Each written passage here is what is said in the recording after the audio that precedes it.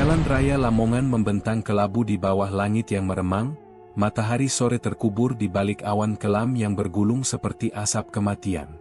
Angin membawa bau tanah basah, bercampur dengan aroma rempah yang menguar dari sebuah warung sederhana di pinggir jalan, warung ayam geprek gurih nikmat. Bangunan itu tak lebih dari gubuk semi permanen, dindingnya setengah tembok retak dan setengah anyaman bambu yang rapuh, seolah menyimpan rahasia yang tak pernah diucap. Papan kayu di depan warung bertuliskan nama itu dengan cat merah yang mulai mengelupas, huruf-hurufnya miring seperti coretan tangan yang gemetar. Di bawah papan, lampu neon tua berkedip pelan, memancarkan cahaya kuning pucat yang membuat suasana semakin ganjil. Warung itu selalu ramai, seolah memiliki daya tarik yang tak bisa dilawan. Setiap sore, puluhan orang berdesakan, rela antre di bangku-bangku plastik kusam hanya untuk menikmati seporsi ayam geprek dengan sambal yang konon tak ada duanya. Aroma kuah sambal itu menari di udara, pedas, gurih, dan menggoda, namun ada sesuatu di dalamnya, bau anyir samar yang sekilas tercium lalu lenyap, seolah ditelan oleh rempah-rempah yang mendidih di panci besar. Pelanggan tak peduli. Mereka tertawa, mengobrol, dan menyantap hidangan dengan lahap, tak menyadari bahwa setiap suapan membawa mereka lebih dekat ke rahasia mengerikan yang tersembunyi di balik dinding warung. Sukardi, pemilik warung, berdiri di belakang meja kayu yang penuh noda minyak. Pria paruh baya itu bertubuh agak gemuk, wajahnya bulat dengan senyum yang terlalu ramah, seolah dipahat untuk menutupi sesuatu. Matanya kecil, menyipit setiap kali ia menyapa pelanggan dengan suara hangat, "Selamat sore, Mas. Geprek pedas apa sedang?" Tangannya cekatan, mengiris daging, menuang sambal panas, dan menaburkan bawang goreng dengan gerakan yang terlalu sempurna, terlalu terlatih. Daging di piring pelanggan terlihat empuk, berwarna pucat dengan serat halus, berbeda dari ayam biasa, tapi tak ada yang mempertanyakannya. Rasa gurih itu membuat lidah lupa berpikir. Di sudut warung, Bayu duduk di bangku plastik yang goyah, seragam polisinya tersembunyi di bawah jaket lusuh agar tak menarik perhatian. Ia baru 2 minggu ditugaskan di Lamongan, masih asing dengan desa ini yang seolah menyimpan rahasia di setiap sudutnya. Rambutnya rapi, wajahnya tegas, tapi matanya selalu waspada, menangkap detail kecil yang luput dari orang lain. Ia memesan seporsi ayam geprek, hanya untuk mencoba memahami mengapa warung ini begitu terkenal. Ketika piring tiba, uap panas dari sambal merah menyengat hidungnya, membawa aroma yang menggoda sekaligus mengganggu. Ia meniup perlahan, lalu mencicipi daging itu. Rasanya terlalu sempurna. Gurihnya meresap hingga ke tulang, tapi ada sesuatu yang aneh, sesuatu yang membuat bulu kuduknya meremang. Daging itu terlalu lembut, terlalu pucat, seolah bukan milik ayam. Bayu menoleh ke arah dapur, yang selalu ditutup tirai kain tebal berwarna kusam.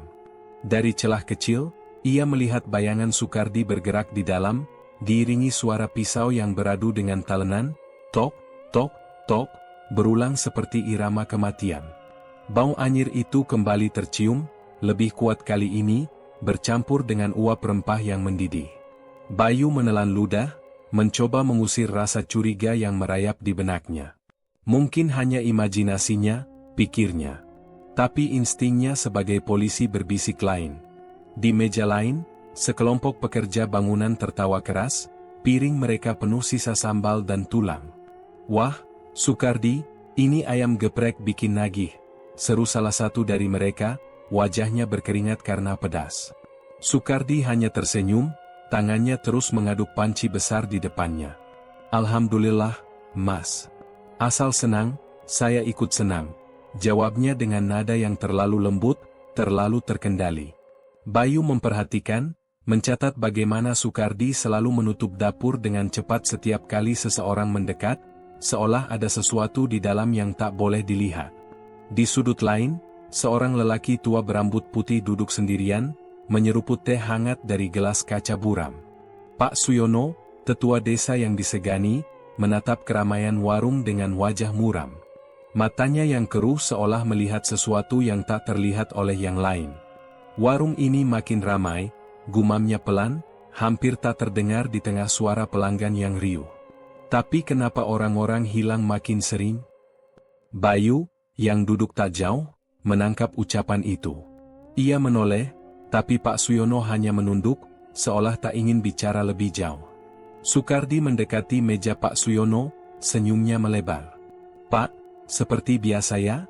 Geprek sama teh hangat?" tanyanya dengan nada ramah. Pak Suyono mengangguk pelan, tapi matanya tak pernah lepas dari Sukardi. "Iya, Sukardi. Tapi jangan kebanyakan daging. Saya sudah tua," jawabnya, suaranya rendah, penuh makna. Sukardi tertawa kecil. "Tenang, Pak. Masakan saya sehat, semua orang cocok." Ia berbalik ke dapur, dan untuk sesaat, Bayu menangkap kilatan aneh di matanya, seperti bayangan kegelapan yang tersembunyi di balik senyum itu. Matahari mulai tenggelam, mewarnai langit dengan semburat merah darah yang seolah meramalkan sesuatu. Warung masih penuh, tapi udara terasa semakin berat, seolah dinding-dinding itu menyimpan rahasia yang menjerit untuk diungkap. Bayu membayar makanannya, melangkah keluar, tapi tak bisa menahan diri untuk menoleh sekali lagi. Dari balik jendela kecil dapur, ia melihat Sukardi menutup karung besar di lantai. Karung itu tampak berat, dan noda merah gelap samar terlihat di pinggir kainnya, seolah darah yang belum kering. Jantung Bayu berdetak lebih cepat. Ia mencoba menenangkan diri, berkata dalam hati bahwa itu mungkin hanya daging ayam segar. Tapi nalurinya berteriak, ada sesuatu yang salah, sangat salah. Malam menjelang, hujan rintik-rintik turun, menyelimuti Lamongan dengan kabut tipis. Warung Sukardi sudah tutup, pintu bambunya diturunkan, lampu depan padam. Hanya cahaya redup dari dapur yang masih menyala, diiringi suara samar pisau yang terus memotong, tok, tok, tok, seperti detak jantung yang tak pernah berhenti. Di kejauhan, Bayu menyalakan motornya, tapi aroma gurih ayam geprek itu masih melekat di lidahnya, bercampur dengan rasa mual yang tak bisa dijelaskan. Dalam hati, ia berjanji akan kembali, bukan untuk makan, tapi untuk mengungkap apa yang tersembunyi di balik warung yang terlalu sempurna ini.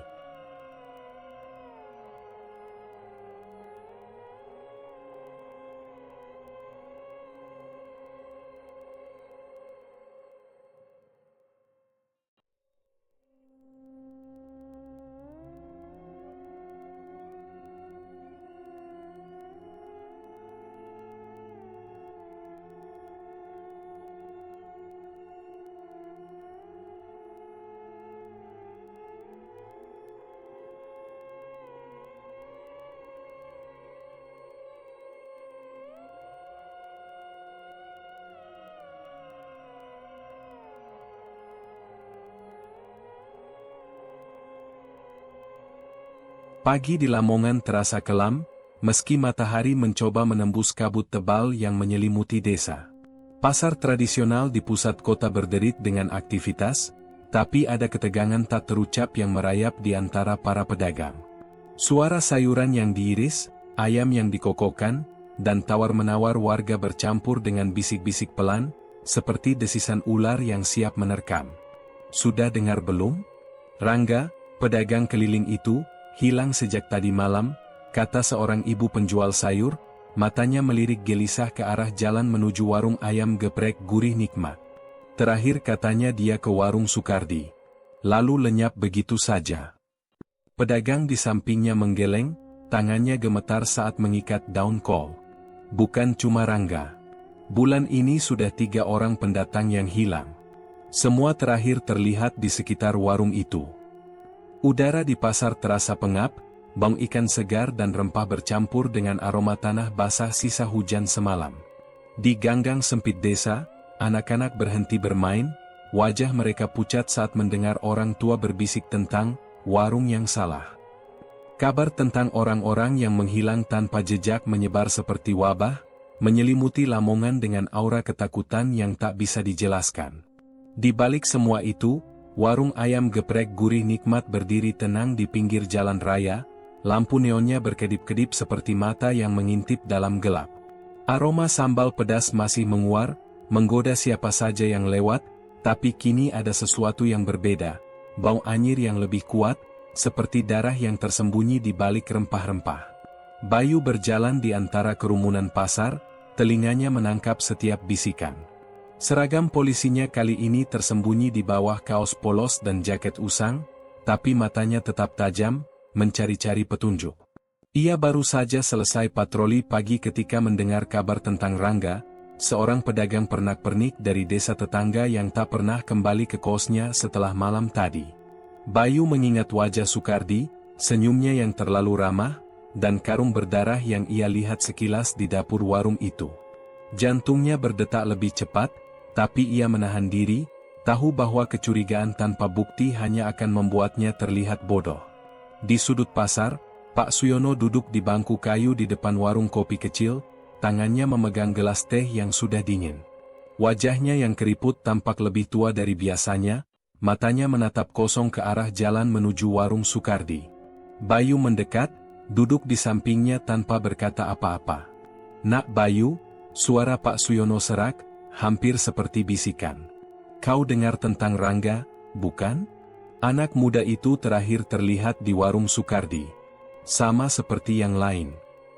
Bayu mengangguk pelan, matanya menyipit. "Saya dengar, Pak. Tapi kenapa semua orang cuma berbisik? Tidak ada yang berani lapor?" Pak Suyono menoleh, matanya penuh ketakutan yang terpendam. "Karena Sukardi bukan orang sembarangan, Nak. Dia selalu ramah, selalu membantu warga. Tapi aku tahu, ada sesuatu yang gelap di balik senyumnya. Aku pernah lihat dia di pasar Jagal dulu, waktu masih muda. Cara dia memotong daging, bukan seperti orang biasa." Bayu menahan napas, mencoba mencerna kata-kata itu. "Pasar Jagal?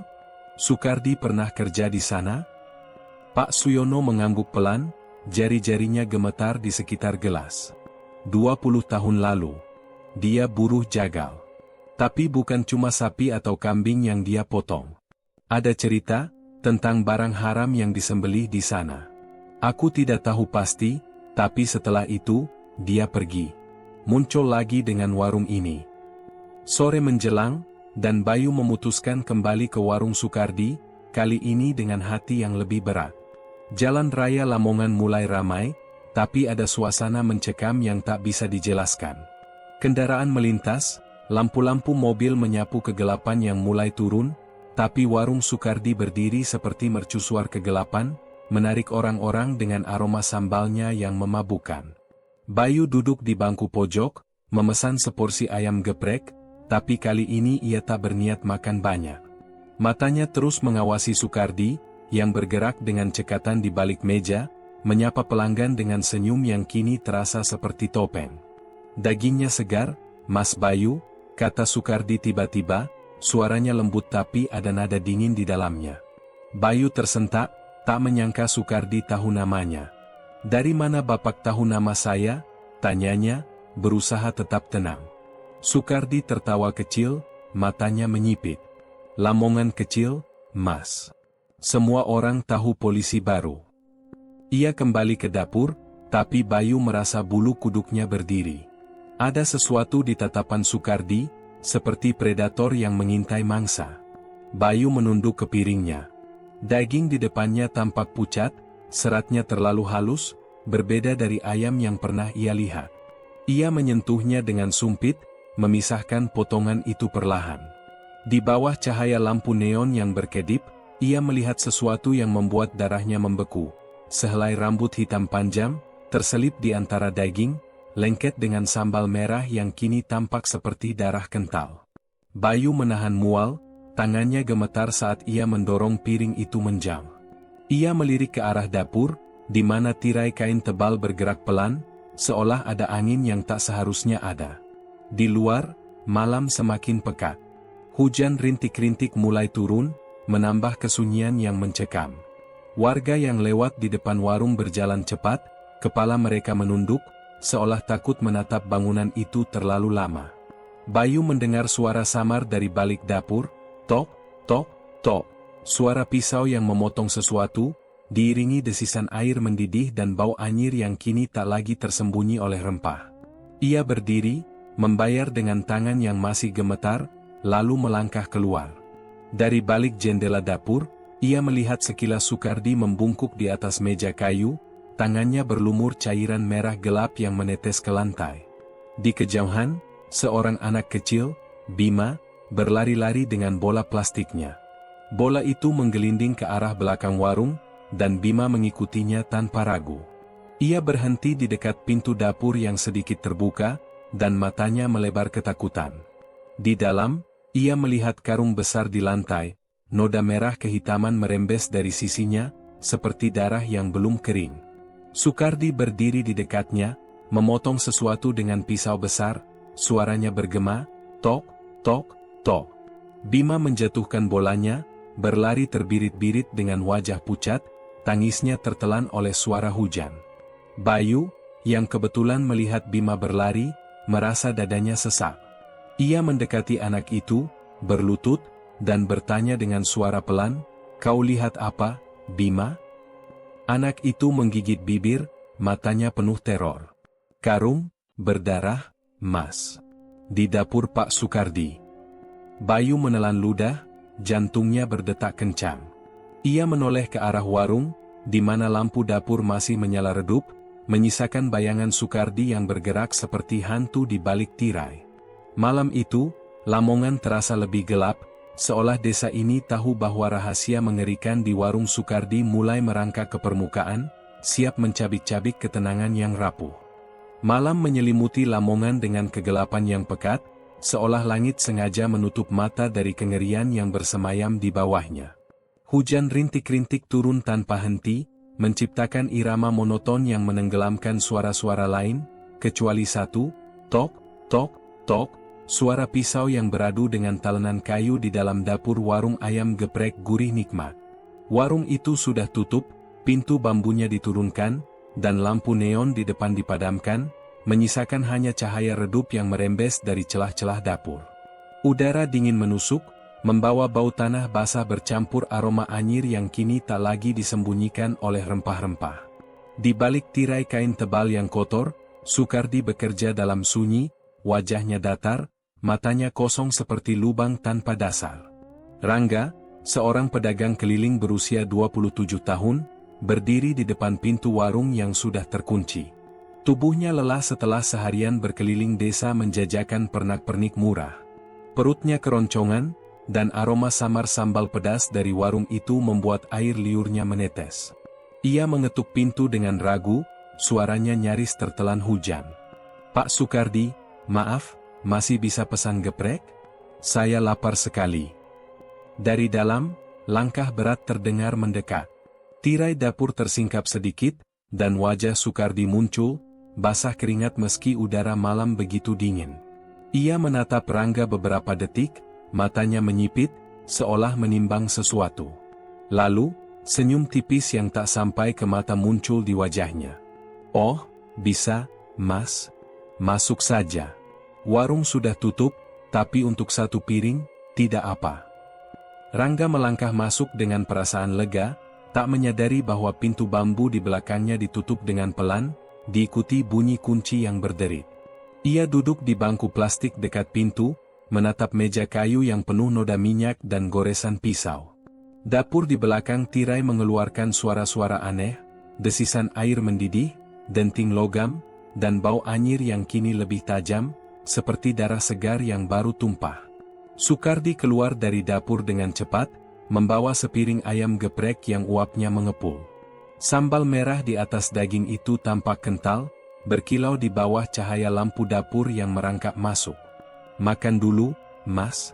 Baru dari keliling, pasti capek," kata Sukardi, suaranya lembut tapi ada nada dingin yang membuat bulu kuduk Rangga meremang tanpa ia sadari. Rangga menyantap dengan lahap, sendoknya menciduk daging yang empuk dan sambal yang pedas membakar lidah. Rasanya memang luar biasa, gurihnya meresap hingga ke tulang, tapi ada sesuatu yang aneh, tekstur daging itu terlalu halus, terlalu lembut, seolah meleleh di mulut dengan cara yang tak wajar. Ia mengabaikan perasaan itu, terlalu lapar untuk berpikir. Sukardi berdiri di balik tirai, memperhatikan setiap suapan Rangga dengan mata yang tak berkedip, seperti elang yang mengintai mangsa. "Enak, kan, Mas?" Tanyanya, suaranya hampir seperti bisikan. Rangga mengangguk, tersenyum. Wah, Pak, ini enak banget. Beda dari yang lain. Sukardi mengangguk, lalu berbalik ke dapur. Sebentar, saya ambilkan teh hangat, gratis untuk Mas. Ia kembali dengan gelas kaca buram, uap teh manis menguar lembut. Rangga, tanpa curiga, meneguk teh itu dalam sekali teguk. Hangatnya menyenangkan tenggorokan, tapi beberapa detik kemudian, pandangannya mulai kabur. Gelas itu jatuh dari tangannya, pecah di lantai dengan suara nyaring yang bergema di warung yang sepi. Tubuh Rangga goyah, matanya melebar penuh kebingungan sebelum akhirnya roboh ke lantai, napasnya tersengal lalu berhenti. Sukardi berdiri di atas tubuh Rangga, wajahnya tetap tenang, seolah ia baru saja menyelesaikan transaksi biasa. Ia berlutut, memeriksa denyut nadi di leher Rangga dengan jari-jari yang dingin dan lengket.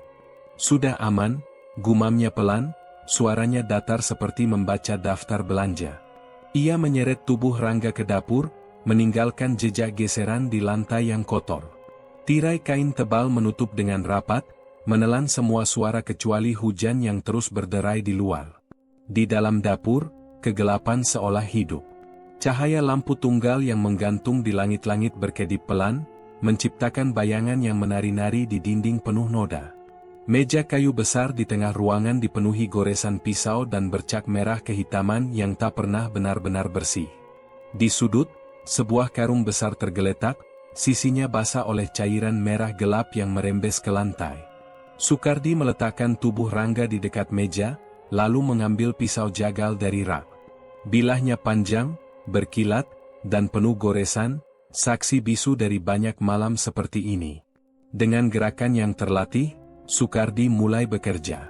Pisau itu menyelam ke dalam daging dengan presisi yang mengerikan, memisahkan kulit dari otot dengan suara yang basah dan mengerikan, cerak, seret, terak. Darah mengalir deras, menggenang di lantai, menciptakan pola-pola gelap yang menyerupai lukisan kematian. Sukardi tak berkedip, wajahnya tak menunjukkan emosi, hanya fokus penuh seperti seniman yang sedang menyelesaikan karya agungnya. Ia memotong dengan kejam, sadis, setiap irisan disertai suara tulang yang retak dan daging yang robek.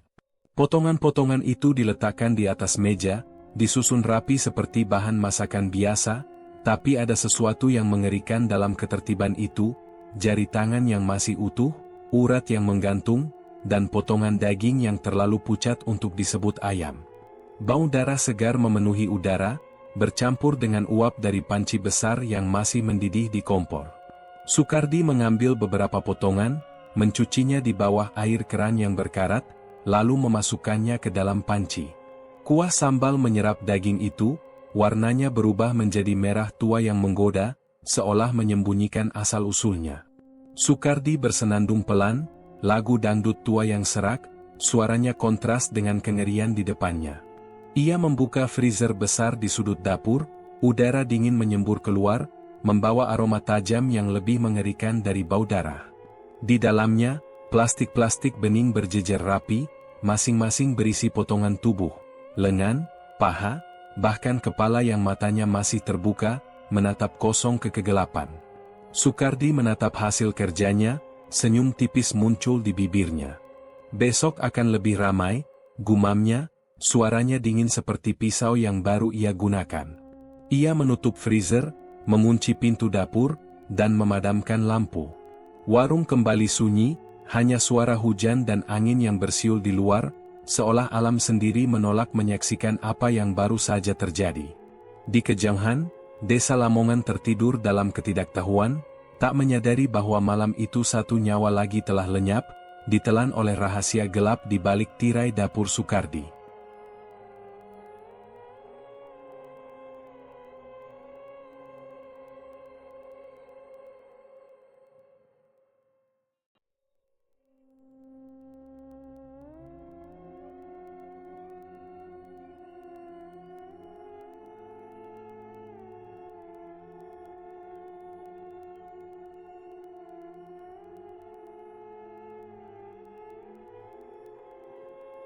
Malam di Lamongan terasa seperti perangkap yang perlahan menutup, udara lembab dan berat, penuh dengan bisikan kegelapan yang tak terucap.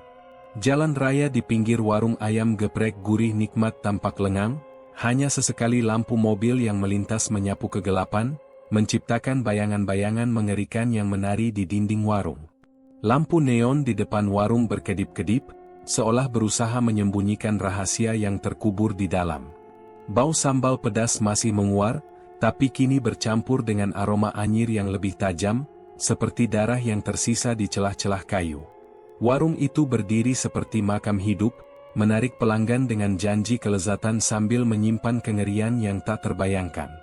Bayu melangkah masuk ke warung dengan langkah hati-hati, jaket usangnya menyembunyikan seragam polisi yang ia kenakan di bawahnya. Matanya tajam, menyapu setiap sudut ruangan, mencari celah untuk mengungkap apa yang ia rasakan sebagai kebenaran mengerikan. Jantungnya berdetak kencang, dipicu oleh ingatan akan rambut hitam di piringnya kemarin dan cerita Bima tentang karung berdarah.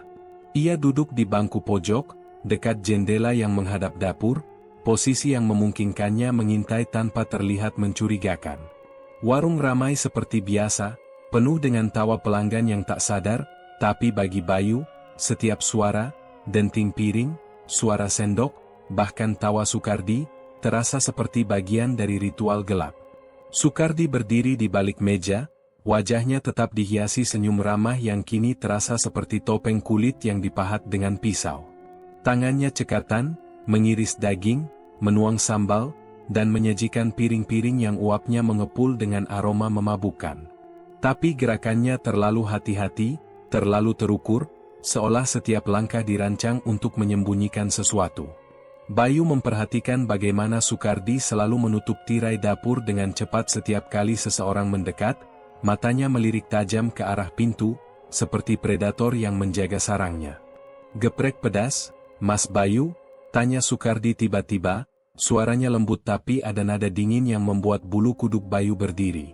"Saya dengar polisi suka yang pedas," tambahnya, matanya menyipit, seolah mencoba menembus jiwa Bayu. Bayu mengangguk kaku, berusaha menjaga wajahnya tetap netral. "Sedang saja, Pak. Perut saya lagi kurang enak," jawabnya, suaranya datar tapi jantungnya berdegup kencang. Sukardi tertawa kecil, suaranya serak, seperti gesekan pisau di batu asah. "Tenang, Mas. Daging saya selalu segar, bikin perut senang." Ia berbalik ke dapur, dan Bayu menangkap sekilas karung besar di sudut ruangan, tersandar di dinding, sisinya basah dengan noda merah samar yang tampak hidup di bawah cahaya lampu yang berkedip. Darahnya berdesir, insting polisinya berteriak bahwa itu bukan daging ayam, bukan sesuatu yang wajar. Piring ayam geprek tiba di hadapan Bayu, sambalnya merah pekat, seperti darah yang baru mengental. Daging di bawahnya pucat, seratnya terlalu halus, hampir seperti daging yang tak pernah dimiliki seekor ayam. Bayu menyentuhnya dengan sumpit, tangannya gemetar saat ia memisahkan potongan itu. Di bawah lapisan sambal, ia melihat sesuatu yang membuat napasnya tersendak, urat kecil yang menyerupai jari manusia, lengket dan mengilap. Ia menahan mual, mendorong piring itu menjauh, dan melirik ke arah dapur. Dari celah tirai, ia mendengar suara pisau yang beradu dengan talenan, tok, tok, tok, berulang seperti detak jantung kematian. Bau anyir itu kini lebih kuat, menyelinap di antara aroma rempah, menusuk hidungnya seperti pisau. Di luar warung, Pak Suyono melangkah pelan menuju bangku di dekat Bayu, tangannya memegang tongkat kayu yang gemetar. Wajahnya muram, matanya keruh penuh ketakutan yang tak bisa ia sembunyikan lagi. Ia duduk tanpa berkata apa-apa, menyeruput teh hangat yang sudah dingin, lalu berbisik, "Nak Bayu, kau harus hati-hati. Warung ini bukan tempat biasa." Bayu menoleh, suaranya rendah, "Apa maksud Pak Suyono?" Lelaki tua itu menunduk, jari-jarinya mencengkeram gelas dengan kuat. "Sukardi, dia bukan orang baru di Lamongan. 20 tahun lalu, dia buruh jagal di pasar tua. Aku melihatnya sendiri, cara dia memotong daging, seperti bukan manusia. Ada cerita dia terlibat dengan jagal haram, Nak. Bukan cuma hewan yang dipotong di sana." Bayu menelan ludah, jantungnya berdetak lebih cepat. jagal haram? Maksudnya apa, Pak? Pak Suyono menatapnya, matanya penuh kengerian. Manusia, nah. Ada desas-desus dia membantu menyembunyikan mayat-mayat yang tak seharusnya ada. Aku tak punya bukti, tapi setelah itu dia menghilang. Kembali dengan warung ini, seolah tak pernah terjadi apa-apa. Bayu merasa dadanya sesak, ingatan tentang karung berdarah dan rambut di piringnya kembali menghantui. Ia melirik ke dapur, di mana Sukardi keluar dengan piring lain, tangannya berlumur cairan merah yang ia lap dengan kain kotor. Senyumnya tetap lebar, tapi ada sesuatu di matanya, kegelapan yang seperti lubang hitam, siap menelan siapa saja yang terlalu dekat. Malam semakin larut, dan pelanggan mulai berkurang. Bayu tetap duduk, pura-pura menyeruput teh sambil mengawasi setiap gerakan Sukardi. Ia melihat pria itu membawa karung lain dari dapur, lebih besar dari sebelumnya, dan meletakkannya di sudut ruangan dengan hati-hati. Noda merah di karung itu tampak lebih jelas sekarang, basah dan mengilap, seolah darah itu baru saja tumpah. Sukardi menoleh ke arah Bayu, matanya menyipit, dan untuk sesaat, Bayu merasa jiwanya ditelanjangi. Mas Bayu, jangan terlalu lama di sini. Malam dingin, bisa masuk angin, kata Sukardi, suaranya lembut tapi penuh ancaman terselubung. Bayu bangkit, berusaha menjaga wajahnya tetap tenang, tapi tangannya mengepal di saku jaket. Ia melangkah keluar, tapi tak bisa menahan diri untuk menoleh ke jendela dapur. Di balik tirai yang sedikit tersingkap, ia melihat Sukardi berdiri di atas meja kayu, pisau besar di tangannya menukik ke bawah dengan kekuatan brutal, cerak. Suara tulang yang patah bergema, diikuti aliran cairan merah yang membanjiri meja. Sukardi mengiris dengan gerakan yang sadis, setiap potongan disertai suara daging yang robek dan darah yang menetes ke lantai, menciptakan genangan gelap yang berkilau di bawah cahaya lampu. Bayu menahan napas, tubuhnya membeku, tahu bahwa apa yang ia saksikan bukanlah pemotongan ayam, melainkan sesuatu yang jauh lebih mengerikan. Hujan di luar semakin deras, menutupi suara pisau yang terus bekerja, tok, cerak, sret. Bayu berbalik, berjalan cepat meninggalkan warung, tapi aroma anyir itu seolah mengejarnya, melekat di pakaiannya, di pikirannya. Di kejauhan, warung Sukardi berdiri seperti monumen kegelapan, lampu dapurnya masih menyala, menyisakan bayangan pisau yang naik turun seperti pendulum kematian. Bayu tahu, malam ini ia telah melihat sekilas neraka, dan insting polisinya berteriak bahwa rahasia di balik karung berdarah itu akan segera menyeretnya ke dalam jurang kengerian yang tak terbayangkan.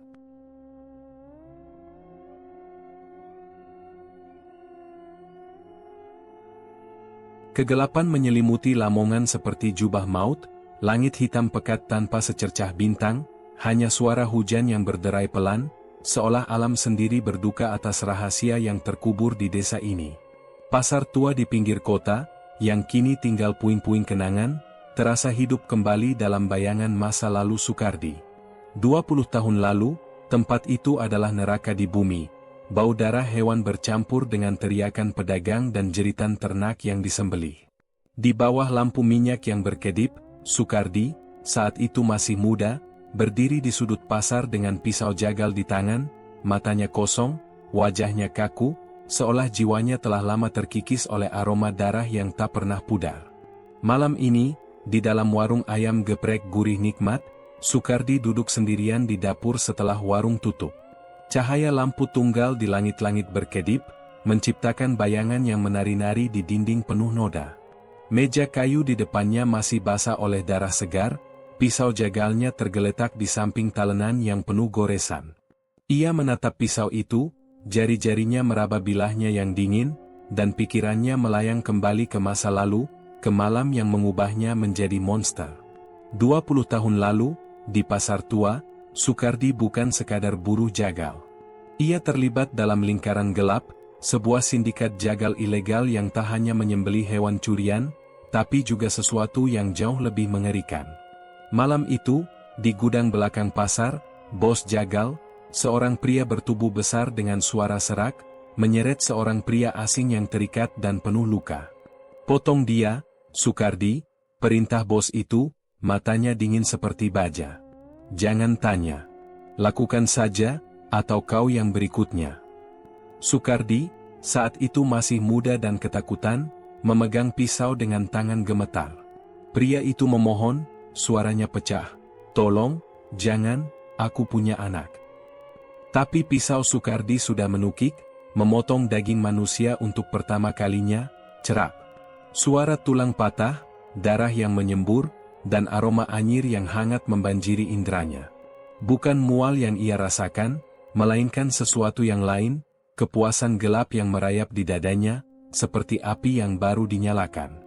Kembali ke masa kini, Sukardi tersenyum tipis di dapur warungnya, matanya berkilat di bawah cahaya lampu yang redup.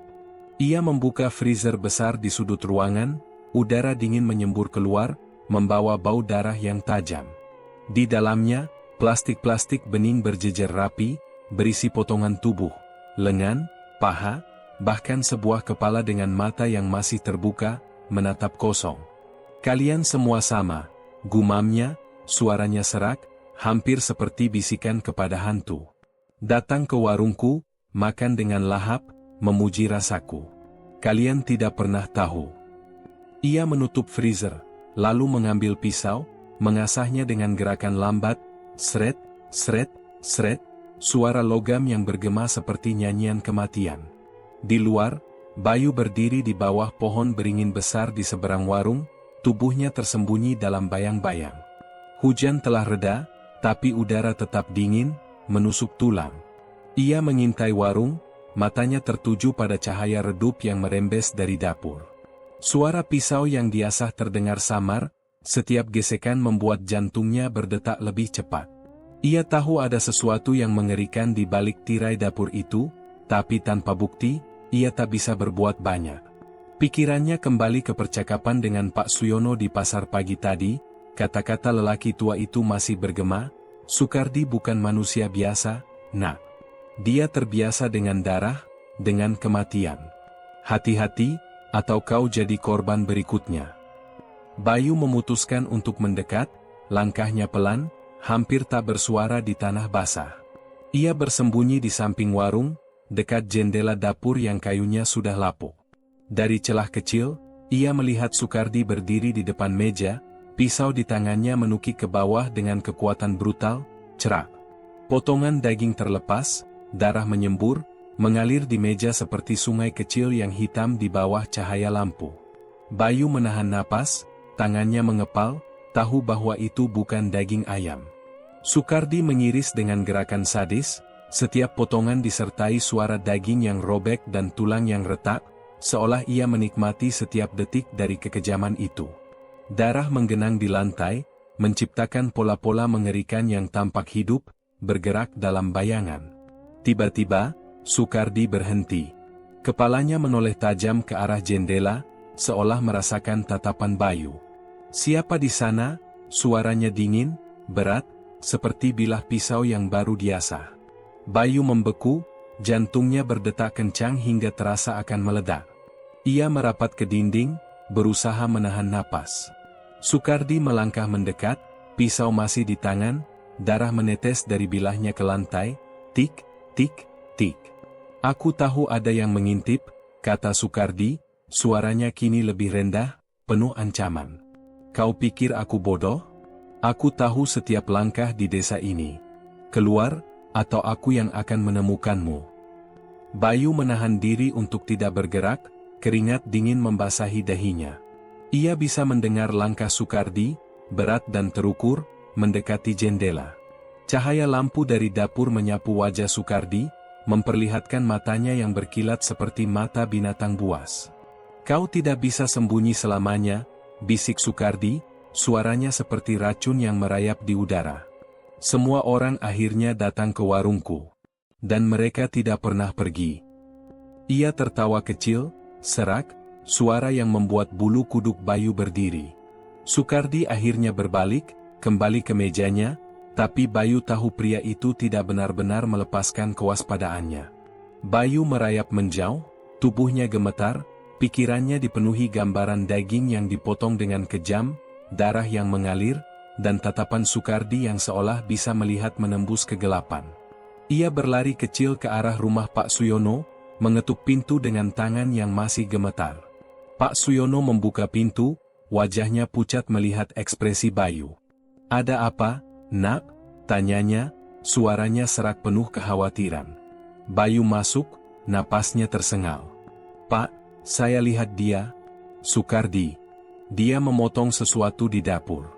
"Bukan ayam, Pak." "Bukan ayam." Suaranya pecah, penuh kengerian. Pak Suyono menunduk, tangannya mencengkeram tongkat kayu. "Aku sudah bilang, Nak. Sukardi bukan manusia biasa. Dia terlalu akrab dengan darah, dengan kematian. 20 tahun lalu, di pasar tua, aku melihatnya sendiri. Dia memotong daging dengan senyum, seolah itu permainan. Dan malam itu, ada mayat yang hilang. Aku tak punya bukti, tapi aku tahu, dia bukan sekadar buruh jagal." Bayu menatap Pak Suyono, matanya penuh ketegangan. "Kalau itu benar, Pak, berarti dia sudah melakukan ini bertahun-tahun. Dan kita semua makan di warungnya." Pak Suyono menutup mata, wajahnya murung. "Nak, kalau kau terus menyelidiki, kau harus siap. Sukardi bukan cuma pembunuh. Dia predator. Dia tahu cara menyembunyikan jejak, cara membuat orang tak curiga. Kalau dia tahu kau mengintainya," suaranya terhenti, digantikan keheningan yang mencekam. Bayu mengepal tangan, tekadnya bercampur ketakutan. "Aku tidak akan berhenti, Pak. Aku harus tahu apa yang dia sembunyikan. Aku harus hentikan dia." Di luar, angin bersiul, membawa aroma anyir dari warung yang kini terasa seperti bau kematian itu sendiri. Di dalam dapur, Sukardi duduk kembali, pisau di tangannya berkilat di bawah cahaya lampu. Ia mengiris potongan daging lain, gerakannya brutal, setiap irisan disertai suara daging yang robek dan tulang yang patah, cerak, sret, cerak. Darah mengalir lagi, membanjiri meja, menetes ke lantai, dan ia tersenyum, matanya kosong. "Kau pikir kau bisa menghentikanku, polisi muda?" gumamnya, seolah tahu Bayu sedang mendengarkan dari kegelapan. "Semua orang akan makan di warungku. Dan mereka akan kembali, selalu kembali." Malam itu, Lamongan terasa seperti kuburan yang menunggu korban berikutnya, dan Bayu tahu, waktu untuk mengungkap rahasia Sukardi semakin menipis. Malam di Lamongan terasa seperti perangkap yang semakin mengencang, udara dingin menusuk tulang, dan kabut tebal merayap di sepanjang jalan raya, seolah menyembunyikan rahasia mengerikan yang mengintai. Warung ayam geprek gurih nikmat berdiri sunyi di pinggir jalan, pintu bambunya tertutup rapat, tapi cahaya redup dari dapur masih merembes keluar, membawa aroma anyir yang kini tak lagi terselubung oleh bau sambal pedas. Suara hujan telah reda, digantikan oleh keheningan yang mencekam, hanya sesekali dipecah oleh derit kayu warung yang seolah berbisik tentang kengerian di dalamnya. Di kebun belakang warung, pepohonan berdiri seperti saksi bisu, daun-daunnya bergoyang pelan di tiupan angin, seolah meratap atas apa yang terkubur di bawahnya. Bayu bersembunyi di balik semak belukar di kebun belakang, tubuhnya merapat ke tanah basah, napasnya tertahan untuk menghindari suara sekecil apapun. Jaketnya sudah lembab, keringat dingin membasahi dahinya, tapi matanya tetap tajam, tertuju pada pintu belakang dapur yang sedikit terbuka. Suara pisau yang beradu dengan talenan, tok, cerak, sret, menggema pelan, setiap irisan disertai desisan daging yang robek dan tulang yang patah, membuat jantung Bayu berdetak kencang seperti genderang perang. Ingatan tentang karung berdarah yang dilihat Bima dan potongan daging yang bukan ayam di meja Sukardi menghantui pikirannya, mendorongnya untuk mendekat meski ketakutan menggerogoti nyalinya. Dari celah pintu dapur, Bayu melihat bayangan Sukardi bergerak, pisau besar di tangannya berkilat di bawah lampu yang berkedip. Pria itu mengiris sesuatu dengan gerakan sadis, setiap potongan disertai cipratan darah yang menggenang di meja kayu, menciptakan pola-pola gelap yang tampak seperti lukisan kematian. Bau anyir darah segar bercampur dengan rempah mendidih, menciptakan aroma mengerikan yang membuat perut Bayu mual. Ia merayap lebih dekat, bersembunyi di balik tumpukan kayu tua, dan melihat karung besar di sudut dapur. Noda merah kehitaman di sisinya kini lebih jelas, basah dan mengilap seperti darah yang belum kering. Di lantai, genangan cairan merah merembes, mengalir pelan menuju celah-celah papan kayu. Tiba-tiba, suara jeritan samar terdengar dari arah kebun, tipis dan penuh keputusasaan, seperti seseorang yang berjuang melawan maut. Bayu menahan napas, tubuhnya membeku, matanya menyapu kegelapan untuk mencari sumber suara itu. Jeritan itu terhenti secepat ia muncul, digantikan oleh bunyi berat, seperti sesuatu yang diseret di tanah basah. Ia menyorotkan senter kecilnya dengan hati-hati, cahayanya lemah untuk menghindari perhatian. Di tanah becek, ia melihat jejak roda gerobak kecil, bercampur dengan bercak merah yang samar, seolah darah telah bercampur dengan air hujan. Nalurinya berteriak, "Itu darah!" Jantungnya berdetak lebih cepat, tangannya gemetar saat ia menelusuri jejak itu, yang mengarah ke sudut kebun yang tersembunyi di balik semak belukar. Di sana, di bawah pohon pisang yang daunnya layu, Bayu menemukan sehelai rambut panjang berwarna hitam, tersangkut di akar pohon, lengket dengan cairan merah yang berbau anyir. Ia menggenggam rambut itu, jari-jarinya gemetar, tahu bahwa ini bukan kebetulan. "Ini bukan ayam," bisiknya pada diri sendiri, suaranya serak penuh kengerian. Ia menoleh ke arah dapur, di mana Sukardi masih bekerja, bayangannya menari-nari di balik tirai kain tebal. Suara pisau terus bergema, cerak, sret, diiringi tetesan darah yang jatuh ke lantai, setiap bunyi seperti palu yang memaku ketakutan di hati Bayu. Tiba-tiba, pintu dapur terbuka lebar, dan Sukardi melangkah keluar, membawa karung besar yang sama yang dilihat Bayu sebelumnya. Pria itu bergerak dengan langkah berat, karung di pundaknya tampak berat, mengeluarkan bunyi gemeretak samar seperti tulang yang bergesekan.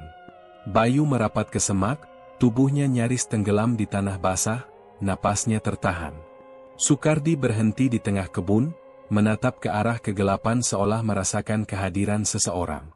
"Siapapun kau," suaranya rendah, dingin seperti pisau yang baru diasah, "jangan coba-coba main di wilayahku." Ia membuang karung itu ke tanah dengan suara keras, "Thut," dan noda merah di karung itu menyebar, mencemari tanah seperti luka yang terbuka.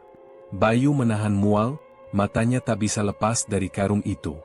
Di bawah cahaya bulan yang samar, ia melihat sesuatu yang mengerikan. Sebuah jari manusia, pucat dan kaku, menyembul dari celah karung, lengket dengan darah yang masih basah. Sukardi mengambil sekop dari sudut kebun, mulai menggali tanah dengan gerakan cepat, brutal, seolah ingin menyembunyikan dosanya secepat mungkin. Setiap sekopan tanah disertai suara nafasnya yang berat, dan sesekali ia menoleh ke belakang, matanya menyapu kegelapan seperti elang yang mencari mangsa. "Kalian semua akan makan di warungku," gumamnya, suaranya penuh ejekan, "dan kalian akan suka, selalu suka."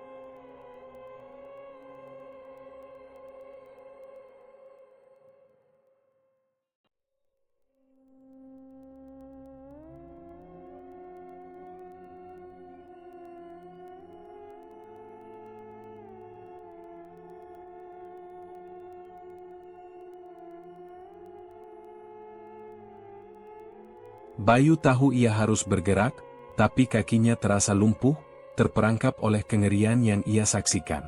Ia merogoh saku jaketnya, mengambil ponsel dengan tangan gemetar, mencoba merekam apa yang dilihatnya, tapi tangannya terlalu goyah untuk menangkap gambar dengan jelas. Sukardi tiba-tiba berhenti menggali, kepalanya menoleh tajam ke arah semak tempat Bayu bersembunyi. "Aku tahu kau di sana," katanya, suaranya seperti racun yang merayap di udara. "Kau pikir aku tidak tahu polisi muda yang suka mengintip? Keluar sekarang, atau aku akan menyeretmu sendiri." Bayu menahan napas, tubuhnya menempel ke tanah, jantungnya berdetak begitu kencang hingga ia takut Soekardi bisa mendengarnya. Soekardi melangkah mendekat, sekop di tangannya berkilat, noda darah di bilahnya tampak seperti lukisan kematian. "Kau tidak bisa lari dari warungku," bisik Soekardi, suaranya serak, penuh ancaman. Semua orang akhirnya kembali, dan mereka tidak pernah pergi. Ia mengayunkan sekop ke semak, hanya beberapa inci dari tempat Bayu bersembunyi, tanah beterbangan, dan bau darah semakin kuat. Untungnya, suara angin kencang dari pohon-pohon di kebun memecah keheningan, membuat Soekardi menoleh ke arah lain. Ia menggerutu, hanya angin, lalu kembali ke lubang yang ia gali, memasukkan karung itu ke dalamnya dengan gerakan kasar. Bayu memanfaatkan kesempatan itu untuk merayap menjauh, tubuhnya gemetar, pikirannya dipenuhi gambaran jari pucat dan karung berdarah. Ia berlari kecil menuju rumah Pak Suyono, mengetuk pintu dengan panik. Pak Suyono membuka pintu, wajahnya pucat melihat Bayu yang basah kuyup dan gemetar. "Nak, apa yang kau lihat?" tanyanya, suaranya serak penuh ketakutan. Bayu masuk, napasnya tersengal. "Pak, saya lihat, karung itu. Ada jari manusia di dalamnya." Soekardi menguburnya di kebun belakang. "Dia tahu saya mengintainya." Pak Suyono menutup mata, tangannya mencengkeram tongkat kayu. "Ya Tuhan, nak. Dia bukan manusia. Dia iblis. Kalau dia tahu kau melihat, kau dalam bahaya." Bayu mengepal tangan, tekadnya bercampur ketakutan. "Saya tidak akan berhenti, Pak. Saya harus ungkap ini, sebelum lebih banyak orang hilang." Malam itu, Lamongan terasa seperti neraka yang menunggu meledak. Di warung, Soekardi berdiri di depan lubang yang baru ia tutup, sekop di tangannya masih berlumur darah. Ia tersenyum tipis, matanya berkilat di bawah cahaya bulan. "Polisi muda," gumamnya, suaranya penuh ejekan, "kau pikir kau bisa menghentikanku? Warungku akan terus ramai, dan mereka akan makan, selalu makan." Di kejauhan, Bayu bersumpah dalam hati, di bawah langit yang gelap, bahwa ia akan menghentikan Soekardi, meski itu berarti menatap langsung ke dalam jurang kengerian yang semakin dalam. Malam di Lamongan terasa seperti napas terakhir sebelum kematian, udara dingin dan pengap, seolah desa ini telah dikutuk untuk menyimpan rahasia yang mengerikan. Warung ayam geprek gurih nikmat berdiri seperti makam yang hidup, pintu bambunya tertutup rapat, tapi cahaya redup dari dapur merembes keluar, membawa aroma anyir darah yang tak bisa lagi disembunyikan oleh uap sambal pedas. Suara jangkrik di kebun belakang terdengar seperti jeritan pelan, dan angin yang bersiul membawa bisikan kengerian yang merayap di setiap sudut. Di dalam dapur, Soekardi bekerja dalam sunyi, pisau jagalnya menari di atas talenan, tok, cerak, sret, setiap irisan disertai suara daging yang robek dan tulang yang patah, seperti simfoni kematian yang tak pernah berhenti. Bayu bersembunyi di samping warung, tubuhnya merapat ke dinding kayu yang lapuk, jantungnya berdetak kencang seperti palu yang memukul dadanya. Ia mengenakan sarung tangan hitam dan jaket usang, wajahnya tersembunyi di bawah topi, berusaha menyatu dengan kegelapan. Pikirannya dipenuhi gambaran karung berdarah dan jari manusia yang ia lihat di kebun belakang, mendorongnya untuk mengambil risiko terbesar malam ini, menyelinap ke dapur Soekardi. Ia tahu bukti nyata ada di sana, di balik tirai kain tebal yang selalu tertutup, dan ia harus mendapatkannya sebelum Soekardi mencium kehadirannya. Dengan hati-hati, Bayu meraba gagang pintu samping dapur, kayunya sudah rapuh dan berderit pelan saat ia mendorongnya. Suara itu membuatnya membeku, napasnya tertahan, takut menarik perhatian Soekardi. Dari dalam, suara pisau terus bergema, cerak, sret, diiringi desisan air mendidih dan bau anyir yang kini begitu kuat, seperti darah segar yang membanjiri ruangan. Bayu mengintip melalui celah pintu, melihat Soekardi berdiri di depan meja kayu, Pisau besar di tangannya menukik dengan kekuatan brutal, memotong sesuatu yang pucat dan berurat.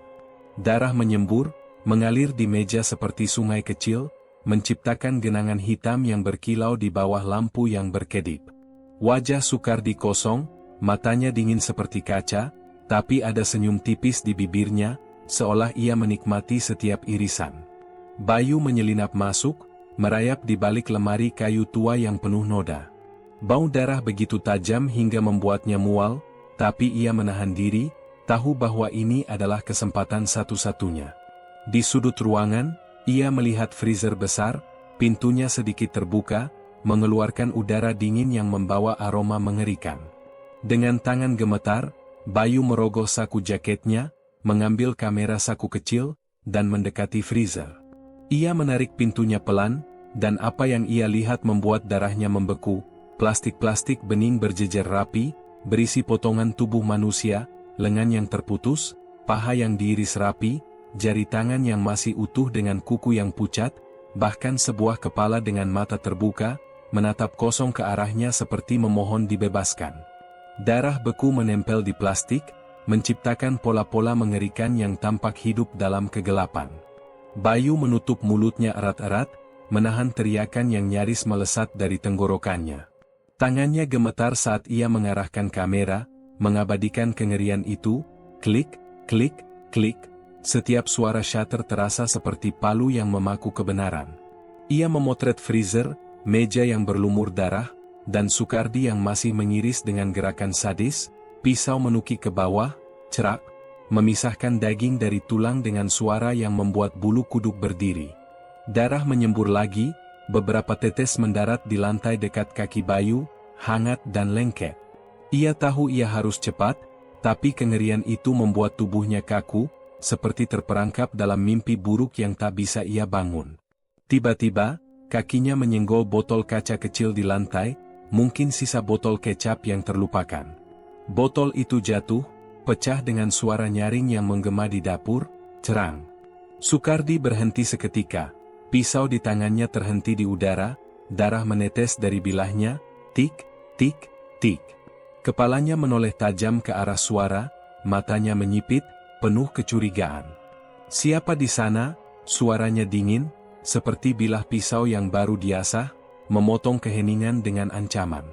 Bayu membeku di balik lemari, napasnya tertahan, jantungnya berdetak begitu kencang hingga ia takut Soekardi bisa mendengarnya. "Aku tahu kau di sini," lanjut Soekardi, suaranya kini lebih rendah, penuh racun. "Kau pikir aku bodoh?" Soekardi melangkah mendekat, pisau masih di tangan, darah menetes ke lantai dengan setiap langkah. Bayu merapat ke lemari, tubuhnya gemetar, keringat dingin membasahi wajahnya. Ia bisa mendengar derit lantai kayu di bawah sepatu Soekardi, setiap langkah seperti hitungan mundur menuju kematian. "Kau tidak bisa sembunyi selamanya," bisik Soekardi, suaranya serak, seperti nyanyian kematian. "Semua orang datang ke warungku, dan mereka tidak pernah pergi. Kau akan jadi bagian dari itu, polisi." Ia mengayunkan pisau ke arah lemari, bilahnya hanya beberapa inci dari wajah Bayu, memotong udara dengan suara seret yang mengerikan. Tiba-tiba, angin kencang dari luar membuat jendela dapur berderit keras, mengalihkan perhatian Soekardi. Ia menggerutu, hanya angin, lalu berbalik ke mejanya, tapi matanya masih menyapu ruangan, seolah tahu ada sesuatu yang tak beres. Bayu memanfaatkan kesempatan itu, merayap keluar dengan hati-hati, tubuhnya nyaris tak bersuara di lantai yang licin oleh darah. Ia mendorong pintu samping, keluar ke kegelapan, dan berlari kecil menuju rumah Pak Suyono. Kamera di tangannya terasa seperti bom yang siap meledak. Sesampainya di rumah Pak Suyono, Bayu mengetuk pintu dengan panik, napasnya tersengal, wajahnya pucat seperti mayat. Pak Suyono membuka pintu, matanya melebar melihat keadaan Bayu. "Nak, apa yang terjadi? Kau kelihatan seperti melihat hantu," suaranya serak, penuh ketakutan. Bayu masuk, tangannya gemetar saat ia mengeluarkan kamera. "Bukan hantu, Pak. Ini lebih buruk," katanya, suaranya pecah. Ia menyalakan kamera, menunjukkan foto-foto yang ia ambil. freezer penuh potongan tubuh, jari tangan yang pucat, kepala dengan mata kosong, dan meja yang berlumur darah. Pak Suyono menutup mulutnya, tubuhnya gemetar, air mata mengalir di pipinya yang keriput. Ya Tuhan, ini nyata. Sukardi, dia iblis, bisiknya, suaranya nyaris tak terdengar. Bayu menatapnya, matanya penuh tekad bercampur kengerian. Pak, ini bukti yang kita butuhkan. Saya akan bawa ini ke polisi besok pagi. Kita harus hentikan dia sebelum ada korban lagi. Pak Suyono mengangguk, tapi wajahnya dipenuhi ketakutan. Nak, kau sudah masuk ke sarangnya. Kalau dia tahu kau punya ini, dia tidak akan membiarkanmu hidup. Bayu mengepal tangan, tahu bahwa kata-kata itu benar. Di kejauhan, warung Sukardi masih berdiri dalam kegelapan, lampu dapurnya berkedip seperti mata yang tak pernah tidur, dan suara pisau, tok, cerak, sret, terus bergema, seperti janji kematian yang menanti siapapun yang berani mengungkap rahasia mengerikan di balik dapur itu. Langit Lamongan tenggelam dalam kegelapan yang mencekam, awan hitam menutupi bulan, seolah alam sendiri berusaha menyembunyikan kengerian yang merayap di desa ini. Warung ayam geprek gurih nikmat berdiri seperti monumen dosa, pintu bambunya tertutup rapat, tapi cahaya redup dari dapur masih merembes, membawa aroma anyir darah yang kini tak bisa lagi ditutupi oleh uap sambal pedas. Suara jangkrik di kebun belakang terdengar seperti jeritan pelan, dan angin yang bersiul membawa bau tanah basah bercampur dengan kematian. Di dalam dapur, Sukardi duduk di kursi kayu tua, pisau jagalnya berkilat di bawah lampu yang berkedip, tangannya berlumur darah yang belum kering. Matanya menyipit, seolah merasakan ancaman yang mendekat, dan senyum tipis di bibirnya penuh ejekan, seperti predator yang tahu mangsanya sudah terperangkap. Bayu melangkah cepat menuju kantor polisi di pusat kota, kamera saku di tangannya terasa seperti beban maut. Foto-foto mengerikan yang ia ambil malam tadi, freezer penuh potongan tubuh, jari manusia yang pucat, kepala dengan mata kosong, membakar pikirannya, membuatnya tak bisa tidur. Wajahnya pucat, keringat dingin membasahi dahinya, tapi tekadnya tak goyah. Ia harus melapor, harus menghentikan Sukardi sebelum lebih banyak nyawa lenyap. Di kantor polisi, Kompol Arman, perwira senior dengan tatapan tajam, menyambutnya di ruangan kecil yang bau kopi dan kertas tua. Bayu, kau kelihatan seperti baru keluar dari kubur, kata Arman, suaranya tegas tapi penuh perhatian. Apa yang kau bawa?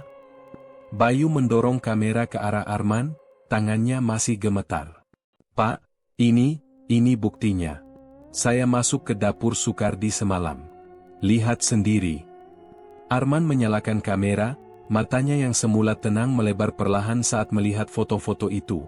Freezer penuh plastik bening berisi lengan, paha, dan kepala yang menatap kosong, meja kayu berlumur darah, dan Sukardi yang mengiris daging dengan pisau besar, wajahnya kosong seperti iblis.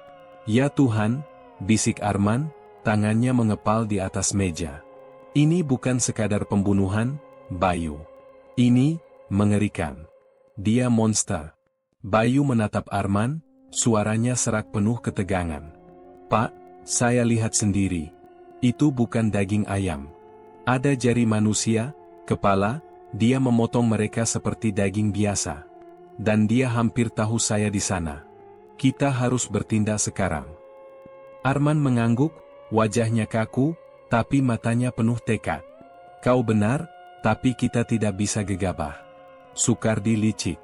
Kalau dia curiga, dia bisa kabur atau, lebih buruk, menambah korban.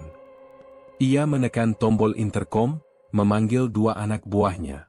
Kita akan rencanakan penggerebekan, tapi harus rapi.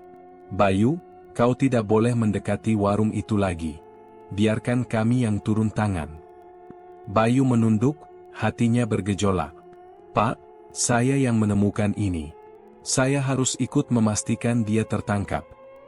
Arman menatapnya tajam. Kau sudah terlalu dekat, Bayu. Jika dia tahu kau punya foto-foto ini, nyawamu dalam bahaya. Dengar, kami akan kirim polisi menyamar sebagai pelanggan mulai besok. Kau tetap jadi mata kami di lapangan, tapi dari jarak aman. Bayu mengangguk kaku, meski di dalam dadanya ada api yang membakar, dorongan untuk menghadapi Sukardi sendiri. Sementara itu, di warung, Sukardi berdiri di dapur, pisau di tangannya masih meneteskan darah dari potongan terakhir yang ia kerjakan. Meja kayunya basah, genangan darah mengalir ke lantai, menciptakan pola-pola mengerikan yang tampak hidup di bawah cahaya lampu yang berkedip. Ia mengasah pisau, seret, seret, seret, suara logam itu seperti nyanyian kematian yang ia nikmati. Matanya menyipit, mengingat suara botol pecah malam tadi. Polisi muda, gumamnya, suaranya dingin seperti es. Kau pikir aku tidak tahu kau masuk ke sini? Kau pikir aku bodoh? Ia tertawa kecil, serak, penuh ancaman. Kau akan datang lagi, dan kali ini, kau tidak akan keluar. Sukardi membuka freezer, memeriksa plastik-plastik bening yang berisi potongan tubuh. Ia meraba salah satunya, jari tangan yang pucat dengan kuku yang masih utuh, lalu tersenyum. Mereka semua suka masakanku, bisiknya, suaranya penuh ejekan. Dan kau, polisi, akan jadi bagian dari itu. Sore harinya, Bayu kembali ke rumah Pak Suyono, wajahnya masih pucat, pikirannya dipenuhi gambaran freezer mengerikan itu. Pak Suyono duduk di teras, tangannya memegang tongkat kayu, matanya menatap ke arah warung Sukardi di kejauhan. "Nak, sudah ada kabar?" tanyanya, suaranya serak penuh kekhawatiran. Bayu duduk di sampingnya, napasnya berat. "Saya sudah lapor ke Kompol Arman, Pak. Foto-foto itu, mereka cukup untuk penggerebekan. Polisi akan menyamar sebagai pelanggan besok. Tapi saya takut, Pak. Sukardi, dia seperti tahu saya mengintainya." Pak Suyono menatap Bayu, matanya penuh ketakutan yang dalam. "Nak, kalau dia tahu kau punya bukti, dia tidak akan diam. Sukardi bukan manusia biasa. Dia predator.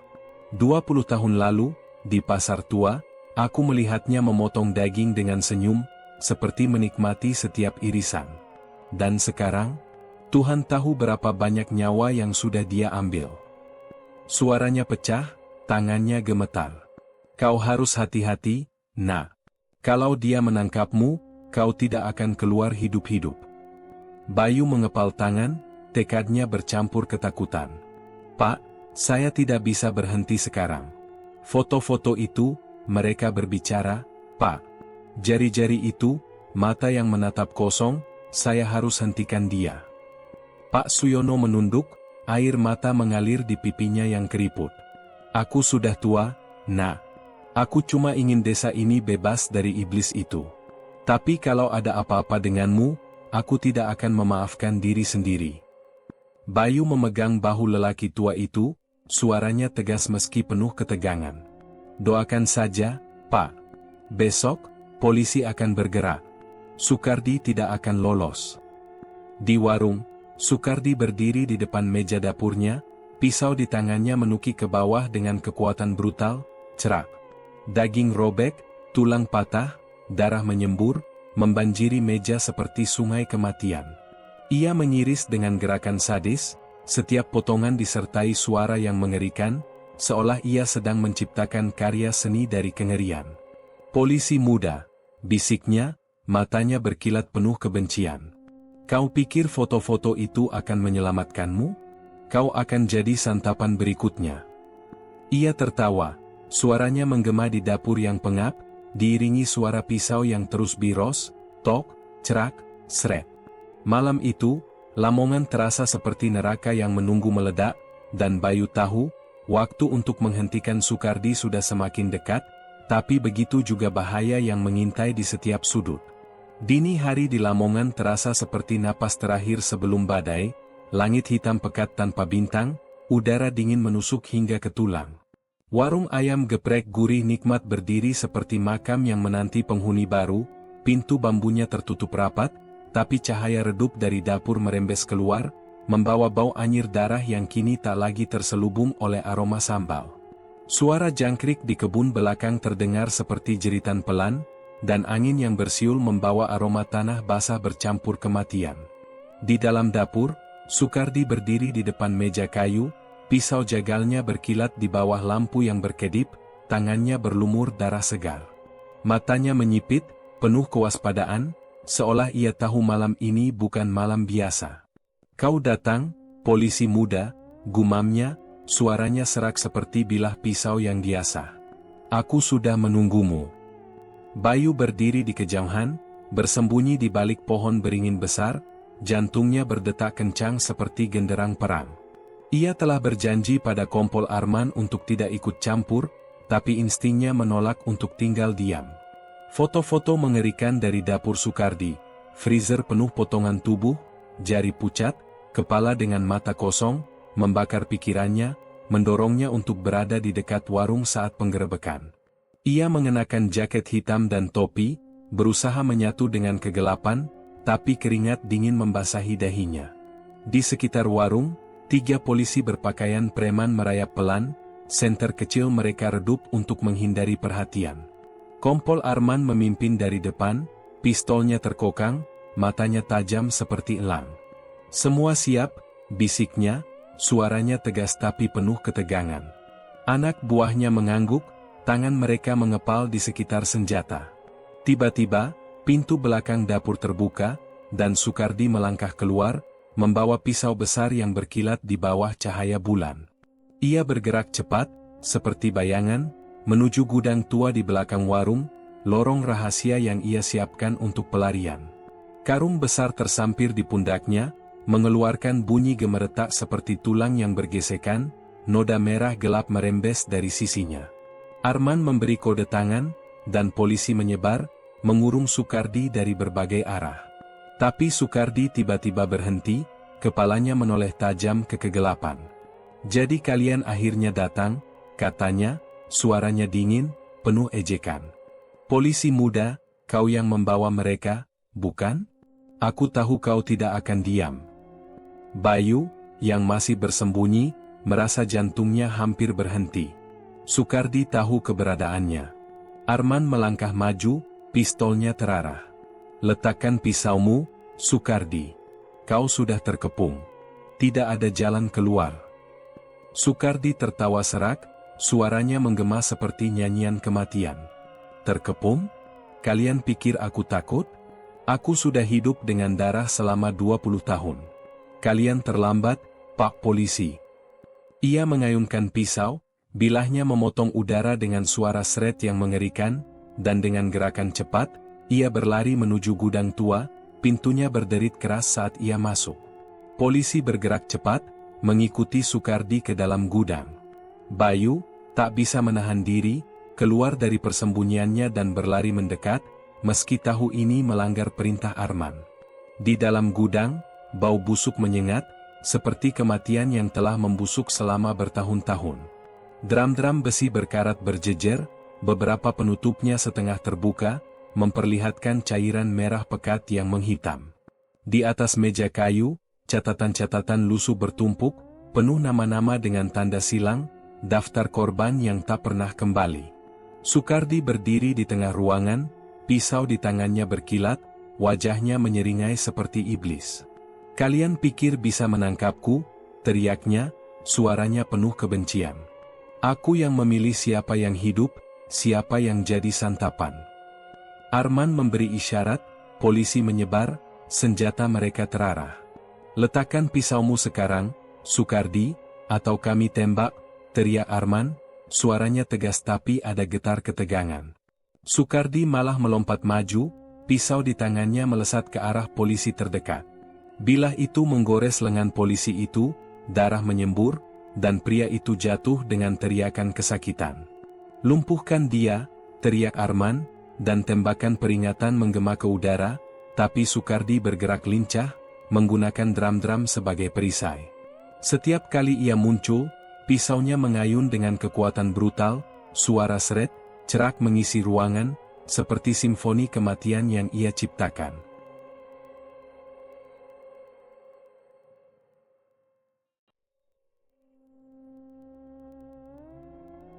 Bayu, yang masih bersembunyi, merasa jantungnya hampir berhenti.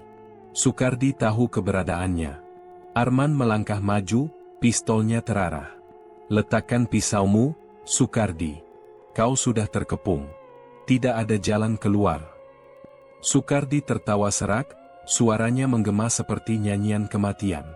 Terkepung? Kalian pikir aku takut? Aku sudah hidup dengan darah selama 20 tahun. Kalian terlambat, Pak Polisi. Ia mengayunkan pisau, bilahnya memotong udara dengan suara seret yang mengerikan, dan dengan gerakan cepat, ia berlari menuju gudang tua, pintunya berderit keras saat ia masuk. Polisi bergerak cepat, mengikuti Sukardi ke dalam gudang.